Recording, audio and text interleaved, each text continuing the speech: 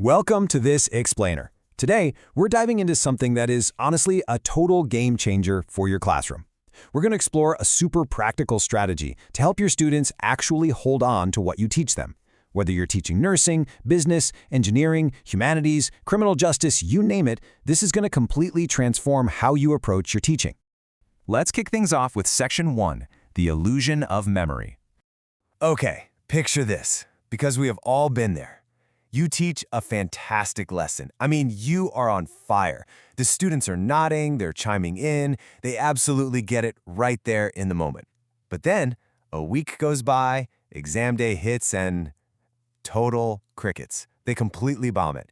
It's incredibly frustrating, right? But it actually points to a very specific cognitive trap. And here's the fundamental truth about that trap. Understanding something in the moment is a totally different beast than actually remembering it later on.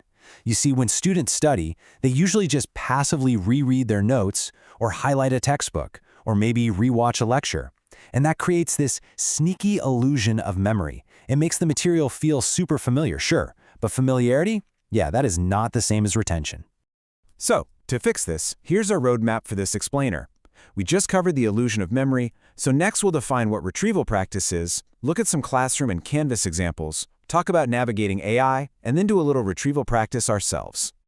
Moving right along to Section 2. What is retrieval practice? The solution to that illusion of memory is retrieval practice. Put simply, this is the process of having your students actively recall information from their brains without immediately looking at the answer. Cognitive psychology research shows over and over that the actual effort of trying to pull something from memory strengthens the learning. It's based on something called the testing effect. Basically, the mental sweat of retrieving information boosts long-term retention way more than just passively reviewing it. It's kind of like learning to play the piano. You can read a dozen books about piano technique, right? But reading about it doesn't make you a pianist. You literally have to sit down at the keyboard and practice hitting the keys. Well, learning works the exact same way. Students get better at remembering information by actually practicing remembering it. So, why does this work? Well, every single time a student successfully retrieves a piece of info, they physically strengthen that memory. Plus, this process shines a massive spotlight on what they don't know, their knowledge gaps. It boosts their long-term retention, and it builds genuine confidence because they're actually practicing the exact skills they're going to need for the exam and eventually their careers.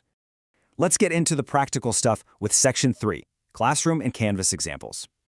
The absolute beauty of retrieval practice is how seamlessly it fits into literally any discipline.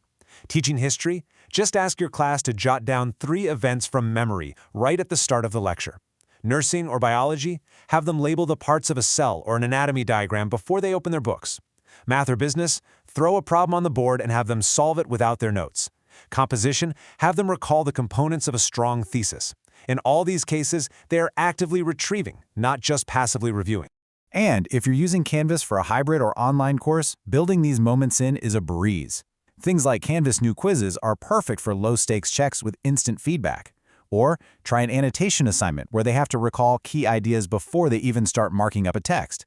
You could even use a discussion board to ask them to summarize yesterday's lesson entirely from memory. Tools like StudyMate are great for flashcards too. Just be sure to tell your students that these are ungraded, low-stakes knowledge checks. They're an instructional strategy, just practice, not some high-pressure exam. Okay, let's pivot to something we absolutely cannot ignore these days. Section 4, Navigating AI and Retrieval. Generative AI. Look, with these tools everywhere, it is super tempting for a student to just ask an AI chatbot for the answer to a practice quiz so they could get it done and move on. But here's the problem. Doing that completely bypasses the mental workout that actually creates the learning. The learning happens in the struggle to remember, not just in handing over the correct answer. Now, we don't want to ban AI entirely. Honestly, that's just fighting a losing battle. Instead, we want to teach our students a really simple but vital mantra. Think first, retrieve first, verify second. We have to explain why we do retrieval activities. Tell them to give it an honest try from their own memory first. Then, AI becomes this amazing feedback partner that can verify their answers and clear up any misconceptions. All right, Section 5, your retrieval practice. This is the most important part of this explainer. We're going to practice what we preach here. I want you to literally pause this explainer right now. Seriously, don't rewind, don't peek at your notes. Just from your own memory, answer this. What is retrieval practice? Go ahead, hit pause. Okay, welcome back. How'd it go? Retrieval practice is the process of recalling information from memory without immediately looking at the answer. Now, if you felt a little friction trying to find the words, that is a good thing. That friction is literally where the learning happens. Let's try another one. I'm going to ask you to pause the explainer again and recall, why is retrieval practice generally more effective than just passively rereading? Go ahead and pause. And the answer is the testing effect. The actual mental effort it takes to pull information out of your brain improves your long-term retention so much better than just passively shoving information in through review. You are doing absolutely great. Let's do another pause and test your memory on the AI stuff we just talked about. How can AI actually support retrieval practice without just replacing the learning process? Pause now. Remember the mantra, think first, retrieve first, verify second.